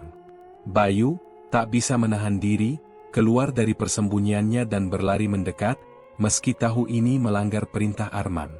Di dalam gudang, bau busuk menyengat, seperti kematian yang telah membusuk selama bertahun-tahun. Dram-dram besi berkarat berjejer, beberapa penutupnya setengah terbuka, memperlihatkan cairan merah pekat yang menghitam. Di atas meja kayu, catatan-catatan lusuh bertumpuk, penuh nama-nama dengan tanda silang, daftar korban yang tak pernah kembali. Sukardi berdiri di tengah ruangan, pisau di tangannya berkilat, wajahnya menyeringai seperti iblis. Kalian pikir bisa menangkapku? Teriaknya, suaranya penuh kebencian. Aku yang memilih siapa yang hidup, siapa yang jadi santapan. Arman memberi isyarat, polisi menyebar, senjata mereka terarah. Letakkan pisaumu sekarang, Sukardi, atau kami tembak, teriak Arman, suaranya tegas tapi ada getar ketegangan. Sukardi malah melompat maju, pisau di tangannya melesat ke arah polisi terdekat. Bilah itu menggores lengan polisi itu, darah menyembur, dan pria itu jatuh dengan teriakan kesakitan. Lumpuhkan dia, teriak Arman, dan tembakan peringatan menggema ke udara, tapi Sukardi bergerak lincah, menggunakan dram-dram sebagai perisai.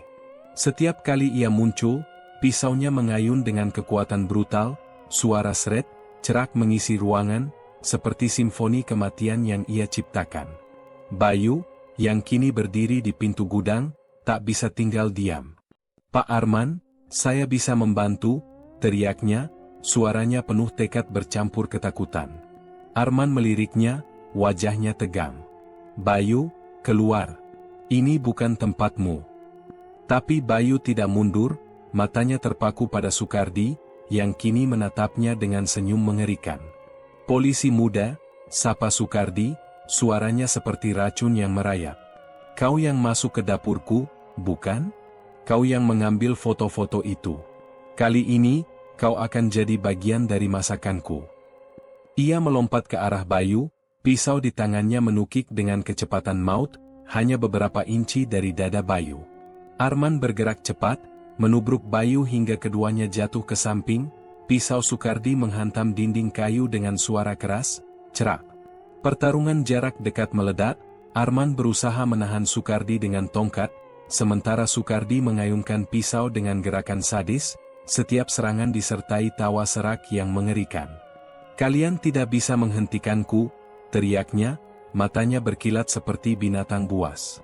Warungku akan terus ramai. Mereka akan makan, selalu makan. Polisi lain mencoba membantu, tapi ruang sempit membuat mereka kesulitan, dram-dram besi bergoyang saat Sukardi menggunakannya sebagai perlindungan. Bayu bangkit, kepalanya pening setelah terbentur lantai, tapi amarahnya mengalahkan ketakutan. Ia melihat sebuah kayu panjang di sudut gudang, meraihnya, dan berlari ke arah Sukardi. Saat Sukardi mengayunkan pisau ke arah Arman, Bayu menghantamkan kayu itu ke lengan Sukardi dengan kekuatan penuh. Tua. Pisau itu nyaris terlepas, tapi Sukardi memutar tubuh, menghantam Bayu hingga terhuyung. Bocah bodoh, geram Sukardi, matanya liar. Kau akan jadi santapan terakhirku. Ia mengangkat pisau, siap menyerang lagi, tapi Arman bergerak lebih cepat, menendang pergelangan tangan Sukardi hingga pisau itu terpelanting ke sudut gudang. Polisi lain menyergap, menahan lengan Sukardi dan menekannya ke lantai. Sukardi meronta, tubuhnya kuat seperti kerasukan, mulutnya berteriak penuh amarah. Lepaskan aku, kalian pengecut. Aku belum selesai. Arman memborgol tangannya dengan tegas, wajahnya dingin. Selesai sudah, Sukardi. Bukti ada di tangan kami. Kau akan membusuk di penjara. Sukardi terengah-engah, tapi matanya masih menyala penuh kebencian. Penjara? Kalian pikir orang-orang akan berhenti makan di warungku? Mereka kecanduan rasanya. Ia tertawa, suaranya serak dan mengerikan, menggema di gudang yang penuh kematian. Bayu berdiri dengan tubuh gemetar, menatap Sukardi yang kini terborgol. Di sekitarnya, dram-dram berisi cairan merah, tulang belulang berserakan, dan catatan lusuh dengan nama-nama korban menjadi saksi bisu kekejaman pria itu. Di luar, warga mulai berkumpul, terbangun oleh suara tembakan dan teriakan, wajah mereka penuh kebingungan dan ketakutan. Malam itu, Lamongan terguncang, dan Bayu tahu, meski Sukardi telah ditangkap, kengerian yang ia tinggalkan akan menghantui desa ini selamanya. Gudang tua di belakang warung ayam geprek gurih nikmat terasa seperti neraka yang hidup. Bau busuk darah dan daging membusuk menusuk hidung, mencampur udara dingin yang penuh kengerian. Cahaya senter polisi menari-nari di dinding kayu yang lapuk, memperlihatkan dram-dram besi berkarat penuh cairan merah pekat, tulang belulang berserakan di lantai, dan catatan lusuh bertumpuk di meja, masing-masing halaman ditandai nama-nama korban dengan coretan silang yang mengerikan. Sukardi berdiri di tengah ruangan, pisau jagalnya berkilat di bawah sorotan cahaya, wajahnya menyeringai seperti iblis yang terpojok tapi menolak menyerah. Matanya liar, penuh kebencian, dan senyumnya seperti luka terbuka, menantang siapa saja yang berani mendekat. Kompol Arman berdiri di depan, pistolnya terarah, napasnya berat tapi tegas. "Letakkan pisaumu, Sukardi," teriaknya, suaranya menggema di gudang yang pengap. "Kau sudah tidak punya jalan keluar. Menyerahlah sekarang." Sukardi tertawa keras, suaranya serak, seperti cakar yang menggores jiwa. "Menyerah? Kau pikir aku takut pada kalian, Pak Polisi? Aku yang mengendalikan desa ini. Mereka makan dari tanganku, memuji masakanku, dan mereka akan kembali, selalu kembali." Ia mengayunkan pisau dengan gerakan brutal, bilahnya memotong udara dengan suara seret yang mengerikan, memaksa polisi di dekatnya mundur. Bayu, yang berdiri di pintu gudang meski dilarang Arman, merasa dadanya sesak. Gambar freezer penuh potongan tubuh, jari pucat, dan kepala dengan mata kosong menghantui pikirannya, bercampur dengan kemarahan yang membakar. Ia tidak bisa tinggal diam, tidak setelah melihat kengerian yang disembunyikan Sukardi. "Sukardi," teriaknya, suaranya pecah, penuh emosi yang mengaduk. "Kau monster. Berapa banyak nyawa yang kau ambil? Berapa banyak keluarga yang kau hancurkan?" Matanya berkaca-kaca, campuran amarah dan kesedihan atas warga yang tak tahu telah memakan daging manusia di warung itu. Sukardi menoleh ke arah Bayu, matanya menyipit, senyumnya melebar penuh ejekan. "Polisi muda, kau berani bicara soal monster? Kalian semua makan di warungku. Kau juga, Bayu. Kau menikmati rasanya, bukan? Gurih, lembut, tak tertandingi." Ia tertawa lagi, suaranya seperti pisau yang menusuk hati. "Kalian semua sama. Kalian memuji, kalian antre, kalian ketagihan. Dan sekarang kau berani menunjukku? Kau bagian dari ini, polisi." Kata-kata itu menghantam Bayu seperti pukulan, membuatnya tersentak, rasa bersalah dan mual membanjiri dadanya. Arman melangkah maju, suaranya dingin tapi penuh kemarahan. "Cukup, Sukardi. Kau pikir kau bisa lolos dengan ini? Bukti ada di tangan kami, freezer itu, dram-dram ini, catatan korbanmu. Kau akan membusuk di penjara." Sukardi memutar pisau di tangannya, darah dari potongan sebelumnya menetes ke lantai, tik, tik, tik. "Penjara," katanya, suaranya rendah, penuh ancaman. "Kalian pikir jeruji besi bisa menghentikanku? Rasa masakanku akan terus hidup di lidah mereka. Mereka akan merindukanku, Pak Polisi. Dan kau, Bayu, kau akan mengingat rasa itu setiap kali kau tidur." Tanpa peringatan, Sukardi melompat ke depan, pisau di tangannya melesat ke arah polisi terdekat. Bilah itu menggores lengan polisi itu, darah menyembur, dan pria itu jatuh dengan teriakan kesakitan. "Lumpuhkan dia," teriak Arman, dan tembakan peringatan menggema, menggetarkan dinding gudang. Sukardi bergerak lincah, menggunakan drum-drum sebagai perisai, setiap munculnya disertai ayunan pisau yang brutal, cerak, sret, seperti predator yang menolak dikalahkan. Bayu tak bisa menahan diri, berlari masuk, mengabaikan perintah Arman. "Sukardi, berhenti!" teriaknya, suaranya penuh kemarahan dan keputusasaan. "Kau tidak bisa lari dari ini. Semua tahu siapa kau sebenarnya." Sukardi menoleh, matanya berkilat penuh kebencian. "Kau yang akan berhenti, polisi muda," bentaknya, suaranya seperti racun. "Kau yang masuk ke dapurku, mengambil foto-foto itu. Kau pikir kau pahlawan? Kau hanyalah mangsa berikutnya." Ia melompat ke arah Bayu, pisau di tangannya menukik dengan kecepatan maut, hanya beberapa inci dari dada Bayu. Arman menubruk Bayu, mendorongnya jatuh ke samping, dan pisau Sukardi menghantam dinding kayu dengan suara keras, cerak. Pertarungan jarak dekat meledak, Arman berusaha menahan Sukardi dengan tongkat, sementara Sukardi mengayunkan pisau dengan gerakan sadis, setiap serangan disertai tawa serak yang mengerikan. "Kalian semua akan mati," teriaknya, matanya liar.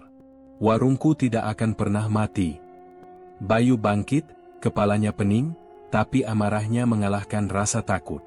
Ia melihat kayu panjang di sudut gudang, meraihnya, dan berlari ke arah Sukardi. "Kau hancurkan desa ini," teriak Bayu, suaranya pecah, penuh emosi. "Kau buat kami makan daging manusia. Kau buat kami jadi monster sepertimu." Ia menghantamkan kayu itu ke lengan Sukardi dengan kekuatan penuh. Thwa!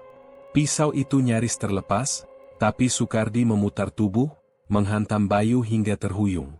"Kau tidak tahu apa-apa, polisi," bentak Sukardi, suaranya penuh kebencian. "Aku memberi mereka kelezatan yang mereka inginkan. Aku memberi mereka sesuatu yang tidak bisa mereka lupakan." Bayu terjatuh, kepalanya membentur drum besi, pandangannya berkunang-kunang. Sukardi mengangkat pisau, siap menyerang lagi, matanya penuh kegilaan. "Kau akan jadi santapan terakhirku, Bayu," teriaknya, suaranya seperti jeritan dari neraka. Tapi detik itu, Arman bergerak cepat, menendang pergelangan tangan Sukardi dengan keras. Pisau itu terpelanting, jatuh ke sudut gudang dengan suara denting yang tajam. Polisi lain menyergap, menahan lengan Sukardi dan menekannya ke lantai. Sukardi meronta, tubuhnya kuat seperti kerasukan, mulutnya berteriak penuh amarah. "Lepaskan aku! Kalian pengecut! Aku belum selesai. Warungku akan hidup selamanya." Arman memborgol tangan Sukardi, wajahnya dingin tapi matanya penuh kemarahan. "Kau selesai, Sukardi," katanya, suaranya tegas seperti palu. "Bukti ada di tangan kami. Kau akan menghabiskan sisa hidupmu di balik jeruji, dan desa ini akan melupakanmu." Sukardi terengah-engah, tapi matanya masih menyala. "Melupakan? Tidak, Pak Polisi," bisiknya, suaranya serak penuh ejekan. "Setiap kali mereka makan, mereka akan mengingat rasa masakanku. Mereka akan merindukanku, dan kau, Bayu, kau akan bermimpi tentang rasa itu setiap malam." Kata-kata itu menghantam Bayu seperti pisau, membuatnya tersentak, rasa bersalah dan kengerian membanjiri dadanya. Bayu berdiri dengan tubuh gemetar, menatap Sukardi yang kini terborgol. "Kau salah, Sukardi," katanya, suaranya pecah, penuh emosi. "Mereka akan jijik padamu. Mereka akan muntah setiap kali mengingat apa yang kau berikan. Kau bukan dewa, kau cuma monster yang akan dilupain." Sukardi tertawa kecil, suaranya serak, tapi matanya kosong, seolah tahu permainannya telah berakhir. Polisi mengangkatnya, menyeretnya keluar dari gudang, sementara warga mulai berkumpul di luar, wajah mereka penuh kebingungan dan ketakutan mendengar suara tembakan dan teriakan. Arman berdiri di depan Bayu, tangannya memegang bahu pemuda itu. "Kau berani, Bayu, tapi kau juga bodoh," katanya, suaranya tegas tapi ada kehangatan di dalamnya. "Tapi tanpa keberanianmu, kita tidak akan sampai sejauh ini." Bayu menunduk, Air mata mengalir di pipinya, campuran lega dan trauma. "Pak, saya makan di warung itu. Saya bagian dari ini," bisiknya, suaranya penuh penyesalan. Arman menggeleng. "Jangan salahkan dirimu, Bayu. Kau yang membongkar kebenaran. Itu yang penting." Gudang tua itu kini sunyi, hanya aroma darah dan kematian yang tersisa. Di luar, warga berdesakan, beberapa menangis, beberapa berteriak marah, menyadari kengerian yang telah mereka konsumsi tanpa tahu. Malam itu, Lamongan terguncang, dan Bayu tahu, meski Sukardi telah ditangkap, luka yang ia tinggalkan akan menghantui desa ini selamanya. Pagi di Lamongan terasa seperti fajar baru setelah badai panjang, sinar matahari lembut menyapu jalanan yang masih basah oleh sisa hujan. Udara segar membawa aroma tanah dan rumput, seolah alam berusaha menyucikan desa dari kengerian yang telah mencengkeramnya. Warung ayam geprek gurih nikmat kini berdiri sepi, dikelilingi garis polisi kuning yang berkibar pelan di tiupan angin. Jendela kayunya tertutup rapat, pintu bambunya terkunci, dan bau anyir yang dulu meresap kini perlahan memudar, digantikan oleh keheningan yang penuh makna. Desa ini telah terbangun dari mimpi buruk, tapi luka yang ditinggalkan Sukardi masih terasa, seperti bekas sayatan yang perlahan sembuh namun tak pernah benar-benar hilang. Kabar penangkapan Sukardi menyebar seperti api, mencapai setiap sudut Lamongan dan meluas hingga media nasional. Wartawan berbondong-bondong datang, kamera mereka menyorot warung yang kini menjadi monumen bisu kengerian. Judul berita menghiasi layar televisi. Pagi di Lamongan terasa seperti fajar baru setelah badai panjang, sinar matahari lembut menyapu jalanan yang masih basah oleh sisa hujan. Udara segar membawa aroma tanah dan rumput, seolah alam berusaha menyucikan desa dari kengerian yang telah mencengkeramnya. Warung ayam geprek gurih nikmat kini berdiri sepi, dikelilingi garis polisi kuning yang berkibar pelan di tiupan angin. Jendela kayunya tertutup rapat, pintu bambunya terkunci, dan bau anyir yang dulu meresap kini perlahan memudar, digantikan oleh keheningan yang penuh makna. Desa ini telah terbangun dari mimpi buruk, tapi luka yang ditinggalkan Sukardi masih terasa, seperti bekas sayatan yang perlahan sembuh namun tak pernah benar-benar hilang. Kabar penangkapan Sukardi menyebar seperti api, mencapai setiap sudut Lamongan dan meluas hingga media nasional. Wartawan berbondong-bondong datang, kamera mereka menyorot warung yang kini menjadi monumen bisu kengerian. Judul berita menghiasi layar televisi dan halaman koran, geger Lamongan, warung ayam geprek gunakan daging manusia. Warga berkumpul di depan warung, wajah mereka campuran syok, kemarahan, dan kesedihan. Beberapa menangis histeris, menyadari mereka telah memakan daging manusia tanpa tahu, sementara yang lain hanya terdiam, menatap garis polisi dengan mata kosong, tak sanggup berkata-kata. Bayu berdiri di tepi jalan, menatap kerumunan dengan hati yang berat namun penuh kelegaan. Trauma masih menghantuinya, gambar freezer penuh potongan tubuh, jari pucat, dan tawa serak Sukardi, tapi ada cahaya baru di dadanya, secercah harapan bahwa kebenaran telah menang. Pak Suyono mendekatinya, tongkat kayunya mengetuk tanah dengan pelan, wajahnya yang keriput kini tampak lebih ringan meski masih diliputi kesedihan. "Nak Bayu," katanya, suaranya lembut namun penuh makna, "kau telah menyelamatkan desa ini. Tapi luka ini, akan lama sembuhnya." Bayu menoleh, matanya berkaca-kaca. "Pak, saya juga makan di warung itu. Saya merasa bersalah, seperti bagian dari dosa Sukardi." Pak Suyono menggeleng, tangannya memegang bahu Bayu dengan penuh kehangatan. "Jangan salahkan dirimu, Nak. Kau yang membuka mata kami. Tanpa keberanianmu, kami masih akan hidup dalam kebohongan, memakan kengerian tanpa tahu. Kau pahlawan, bukan pendosa." Kata-kata itu seperti angin sejuk, meredakan beban di hati Bayu, meski ia tahu perjalanan untuk memaafkan dirinya sendiri masih panjang. Di kantor polisi, Kompol Arman memberikan keterangan kepada wartawan, suaranya tegas namun penuh empati. "Kami telah menemukan bukti kuat, potongan tubuh korban di gudang dan dapur, catatan nama-nama korban, dan barang-barang milik mereka. Sukardi ditahan dengan tuduhan pembunuhan berencana dan mutilasi. Tim forensik sedang bekerja untuk mengidentifikasi korban, dan kami akan memastikan keadilan ditegakkan. Wartawan berebut bertanya, tapi Arman tetap tenang, matanya sesekali melirik Bayu yang berdiri di kejauhan, seolah mengakui peran pemuda itu dalam mengungkap kasus ini. Hari itu, Sukardi dibawa ke markas polisi dengan pengawalan ketat. Borgol di tangannya berkilat di bawah sinar matahari, tapi wajahnya tetap kosong, tanpa penyesalan. Ia sempat menoleh ke kerumunan warga, tersenyum tipis, seolah ingin meninggalkan sisa-sisa ketakutan. "Lihat dia, Bayu," bisik Pak Suyono, suaranya gemetar. "Dia masih bisa tersenyum setelah semua yang dia lakukan." Bayu mengepal tangan, matanya penuh tekad. "Itu senyum terakhirnya di luar penjara, Pak. Dia tidak akan pernah menyakiti lagi." Minggu-minggu berikutnya, Lamongan mulai berjalan menuju penyembuhan. Warung Sukardi tetap ditutup, menjadi pengingat pahit akan kegelapan yang pernah bersemayam di sana. Keluarga korban datang ke kantor polisi, mencari jawaban tentang orang-orang yang mereka sayangi, yang hilang tanpa jejak.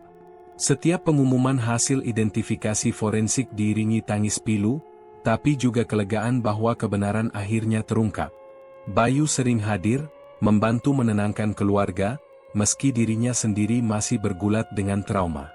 Setiap malam, ia bermimpi tentang dapur Sukardi, aroma anyir, dan tawa serak yang menghantui, tapi ia belajar untuk menghadapinya, tahu bahwa ia telah melakukan yang benar. Suatu sore, Bayu duduk sendirian di tepi sawah, menatap matahari terbenam yang mewarnai langit dengan semburat emas dan merah. Angin sejuk membelai wajahnya, membawa aroma bunga liar yang tumbuh di antara padi. Kompol Arman mendekat, kali ini tanpa seragam, hanya mengenakan kemeja sederhana.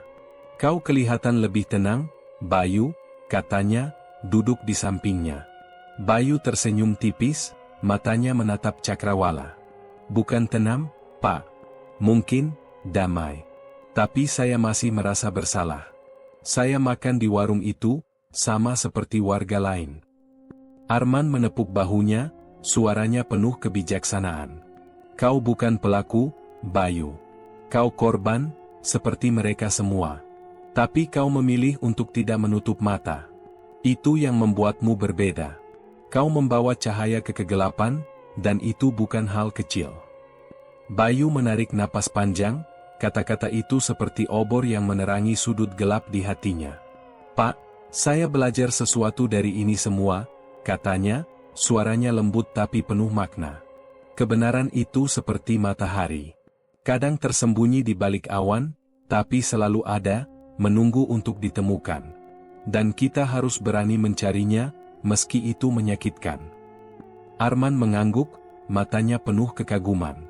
"Itu filosofi yang dalam, Bayu. Kau muda, tapi kau sudah paham apa arti keberanian. Desa ini berutang padamu."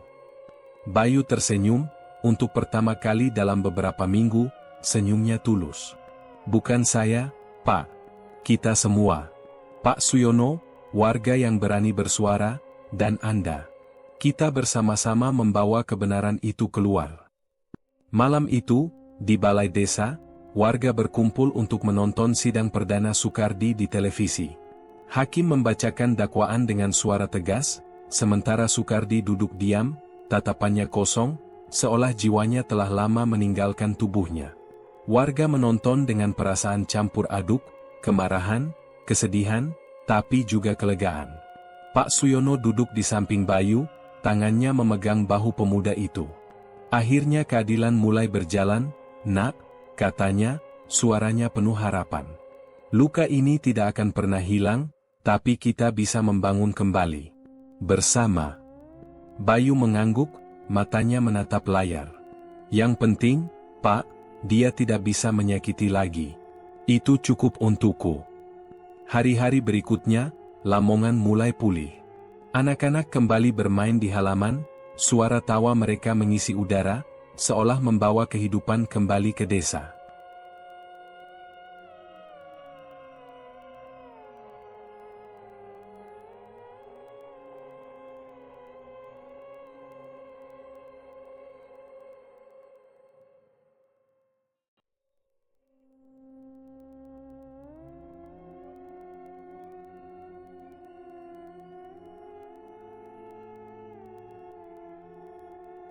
Pasar ramai lagi, pedagang sayur tersenyum meski dengan hati yang masih terluka. Suara azan dari surau terdengar merdu, seperti doa untuk penyembuhan. Bayu memilih untuk terus bertugas sebagai polisi, tapi kini dengan misi baru, ia mulai menulis catatan tentang kasus Sukardi, tentang bahaya menutup mata terhadap tanda-tanda kecil, dan tentang keberanian untuk bersuara. Tulisannya dibaca banyak orang, menjadi inspirasi bagi mereka yang ingin melawan kegelapan dalam hidup mereka. Suatu malam, Bayu kembali duduk di tepi sawah, menatap langit penuh bintang yang kini terlihat lebih terang. Angin malam membelai wajahnya, dan untuk pertama kalinya, ia merasa damai. Ia teringat kata-kata Pak Suyono, kebenaran itu seperti pohon beringin, nak. Akarnya dalam, cabangnya menaungi, dan meski badai datang, ia tetap berdiri. Bayu tersenyum, menyadari bahwa hidup adalah tentang menemukan cahaya di tengah kegelapan, tentang berani melangkah meski ketakutan menghadang, dan tentang membangun kembali dari reruntuhan. Warung Sukardi kini hanya kenangan, garis polisi kuning masih berkibar, tapi di balik itu, Lamongan telah menemukan harapan, dan Bayu tahu, selama ia masih bernapas, ia akan selalu berjuang untuk kebenaran, seperti bintang yang tetap bersinar di langit malam.